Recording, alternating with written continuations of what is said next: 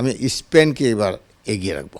যে ফুটবলটা জার্মানি খেলতো আগে, সেই খেলাটা তাদের এখন নাই। মেসি, রোনালদো, নেইমার, এমবাপ্পে এদের মতন কোনো একটা স্টার এখন, ওই ধরনের স্টার এখন নাই। চ্যাম্পিয়ন তারা হতে পারে রোনালদোর জন্য, এটা একটা তার বড় পাওয়া থাকবে তার দেশ। এবারের ফিফা বিশ্বকাপে ফেভারিট দল কাদেরকে বলে মনে করছেন?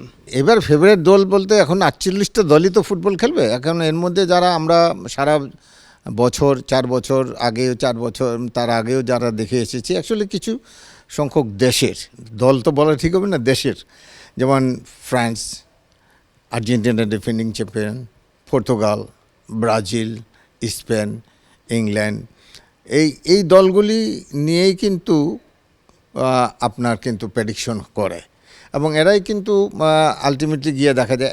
এখন পর্যন্ত যদি দেখেন, সেই 1930 সাল থেকে উরুগুয়ে থেকে শুরু করে যদি 2022 সাল আর্জেন্টিনাকে দেখেন, এরকম কোনো কিছু কিন্তু এক্সট্রা কোনো কিছু, জাস্ট সেমিফাইনালে কিন্তু মরক্কো গিয়েছিল, কিন্তু ফাইনালে কিন্তু আর্জেন্টিনা ফ্রান্স খেলেছে।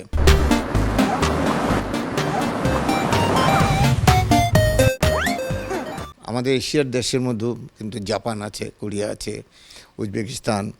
এখন কোন সময় কেউ মানে প্রেডিকশন করা ভেরি টাফ, কার কোন টিমকে হারিয়ে দিল, কিন্তু এন্ড অফ দ্য মানে মানে টুর্নামেন্ট দেখা যাবে যে ফ্রান্স, স্পেন, ব্রাজিল, আপনার জার্মানি, আমি স্পেনকে এবার এগিয়ে রাখবো। ছোটোবেলা থেকেই আমি ফুটবল যখন থেকে শুরু করেছি তখন থেকে জার্মান টিমটাকেই আমি পছন্দ করি। জার্মান অনেকবার চ্যাম্পিয়ন হয়েছে, কিন্তু গত কয়টা ওয়ার্ল্ড কাপ তাদের পারফরমেন্সটা খুবই একটা না, বাট আমি তো আমার দল চেঞ্জ করতে পারবো না। বাট আমি মনে করি যেমন মেসি চ্যাম্পিয়ন হয়েছে, মেসি আর্জেন্টিনা, এমবাপ্পে চ্যাম্পিয়ন হয়েছে, ব্রাজিল চ্যাম্পিয়ন হয়েছে, সেক্ষেত্রে রোনালদো শ্রেষ্ঠ খেলোয়াড় হিসেবে পর্তুগালকে আমি মনে করি যদি চ্যাম্পিয়ন তারা হতে পারে রোনালদোর জন্য, এটা একটা তার বড় পাওয়া থাকবে তার দেশ।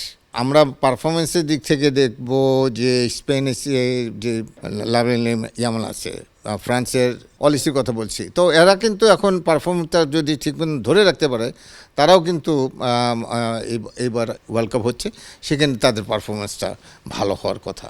আমার কাছে মনে হচ্ছে যে টোটাল যে ফুটবলটা জার্মানি খেলতো আগে, সেই খেলাটা তাদের এখন নাই।